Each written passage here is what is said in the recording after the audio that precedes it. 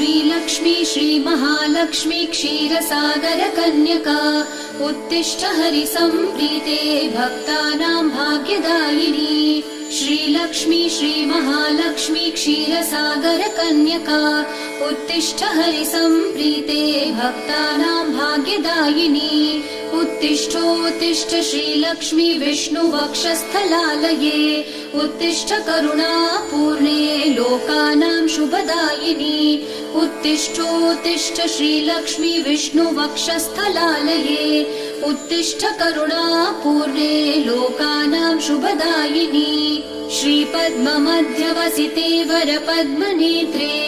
श्रीपद्महस्तचिरपूजित पद्मपादे श्रीपद्मजातजननी शुभपद्मवक्त्रे श्रीलक्ष्मी भक्तवरदे तव सुप्रभातम्।